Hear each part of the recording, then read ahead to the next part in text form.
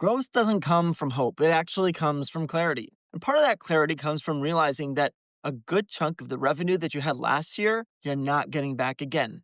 There's something called churn. It's where there's certain segment of your customer base that moves on. Maybe they move across the country, maybe they're unalive, maybe something else happens and they're just not coming back. Maybe you clean their windows so good that they don't need you to clean their windows ever again. You just never know why, but the fact remains they're gone. And this is called churn. The churn rate can be anywhere from 5% from somebody who's meticulously taking good care of their customers, but even that is kind of wishful thinking. Maybe 10% might be more practical if you're doing a fantastic job with your customer retention. Even then, some people might skip a year. Some people might go through a tough financial circumstance and not be able to use your services for a little while. Let's just use a simple example. Let's say last year you had $200,000 in revenue. If you had a churn rate of, say, 20%, which is about average across the industry, you'd only be getting $160,000 back from that. Now, yeah, there's some word of mouth that might sneak in. People telling their neighbors, people finding you through organic social media posts or on Google, things that you don't have to pay for. But even with that, you might not get much more than 10% of an increase. So, best case scenario, you might break even, but you might even fall a little short from last year's numbers if you don't do something special right now to close that gap. So, you don't just need more jobs, you need a plan to fill that gap. Look, most owners work really hard. They'll work longer hours. They'll take every job that comes their way, even if it's not a good paying job. But this, unfortunately, leads to burnout.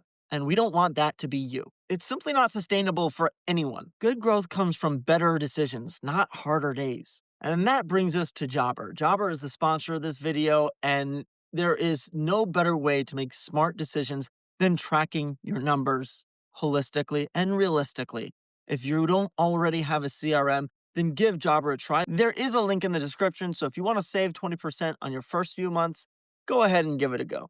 With that said, I want to shine the spotlight on a pretty key feature that Jobber's released. It's actually in their Jobber Labs, so you have to go kind of behind the scenes and find it. But it's a fantastic tool where you can actually set your goals. It holds you accountable and tracks your progress while keeping you motivated the whole time. That way, instead of guessing about what your numbers might be, you can see practically what they actually are with a monthly report suggesting exactly what you need to do in order to stay focused every month. One of the most important things is automatic follow ups. You need to send reminders to every single customer that you've ever done work for, or even if you've not done work for them. Monthly newsletters are a good way to stay top of mind. You can always announce another service provider in the area, and it just reminds them that you're a nice person and you like to take care of people. And so maybe they want to take care of you when times are slow. But oftentimes that will turn into rebooked customers. You can set up automations so that they get a reminder that it's been a little bit too long since their last visit, whether it's 3 months away for quarterly window cleaning or a year apart for some type of a pressure washing service. Stay top of mind by sending the free stuff, emails, where you don't have to pay another penny for those customers to rebook. On top of that, now is the time to plan seasonal campaigns so that you can be prepared before you get too busy to think about it. You don't want to get into the heat of spring and then forget to do any type of marketing for summer. Then all of a sudden you hit that July wall and there's no work to be spoken for. Instead, do your due diligence and set things up right now so that when the time comes, you already have it planned out. Have some type of a fallback so that when you're in your peak season come spring, when somebody books and they say you're too expensive, you can always just shuffle them down into July or August when things are slow. Say, hey, I understand that the price is a little steep. We can give you a $50 discount if you go ahead and just book in August. Also, don't be afraid to integrate some asks for referrals. Let your customers know that you appreciate when they talk about you to their neighbors, or just simply going on to Facebook and telling their community or their friends and family how great of an experience they had. All of these things need to be delved into right now and automated into your workflow so that, again, when that peak season comes, you're not taken off guard. You're going to build a better future than you've ever imagined before. Now, remember, January is very much about direction. Take some time to plan out your year.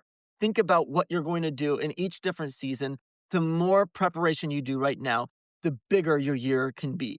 Take that goal that you have and reverse engineer a plan to get there. Your clarity will beat hustle any day. And the systems that you build right now will beat out all the stress that wants to come your way. If you want to stop guessing about the future and start growing with your end in mind, now is the time to start planning and check out Jobber. It'll definitely give you that clarity so that you don't just match last year's numbers, but you can beat it and grow to the future that you want.